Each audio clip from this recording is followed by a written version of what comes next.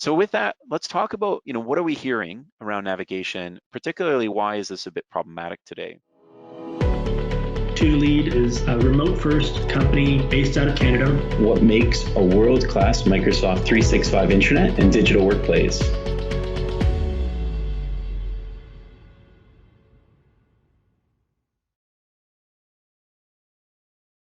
If we look at it from an end user perspective, we know that navigation is not where we need it to be because people still feel that things are too cluttered. It's too unintuitive. There's too many apps. There's too many experiences that I need to go and navigate through.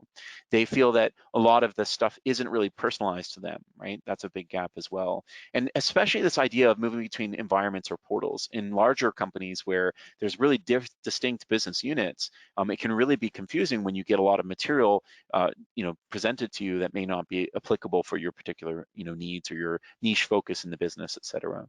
And so from an end user perspective, what we really want to do is remove a lot of that noise, really help people get to where they're going quicker. And there's this term in the industry that we often use called employee effort scoring, kind of like customer effort scoring, if you're familiar with that, where customer satisfaction and employee satisfaction is a lagging indicator. Employee effort scoring and customer effort scoring are leading indicators, right, for success. It's the same thing here. How do we make it easier for users? Like, what can we do to make it easier digitally and otherwise to make it so people can get the content they need, to get the work they need, to collaborate more easily, to reach out to the right parties and know where to go. And so that's absolutely an emphasis point for today, and we're going to talk about that. On the communicator side, if you're an intranet management team or company communicators, what you often struggle with is the fact that you need to define your audiences. You need to improve them over time. You need to really understand how are we going to highlight new content areas? How do we get attention for the things that do matter, where we really do need engagement? How do we increase engagement on a contextual basis so that the engagement is better for the things that matter to more people? And how do we take the experience that's very fragmented often today and really make that more unified and easy to understand? How do we make it easier to maintain, right? There's this knowledge tax we pay, especially as company communicators, where we have to do all this reorganization. We have to curate a lot of links and reference points. Is there a better way of doing that with dynamism, with AI and other things like that? We'll talk about that today. And yes, it's easier. Yes, absolutely, there is a better way.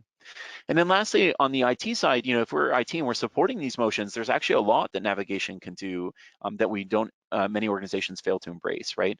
It's very difficult to maintain these large scale environments, especially if you don't know what these digital spaces are about. Who created this, who the business sponsor is, what department or business unit does this relate to? A lot of these things are not intuitive, especially if you're not in the business context, which IT often isn't, where they don't know, like, what is this site? There's 6 sites that say operations. Which one's the IT operations, which one's the HR operations, which one's a specific project operations category, et cetera.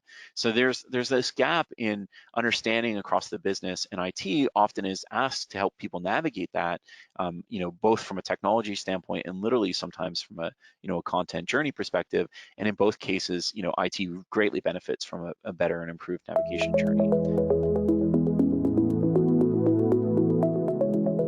Hey everyone. So as mentioned, there's a dense 50 minutes of content here. I'm always a big fan of giving you guys too much information and insight. So do expect to kind of drink from the fire hose. And with that, let me just quickly describe why I'm here and why I'm talking to you about this particular topic area.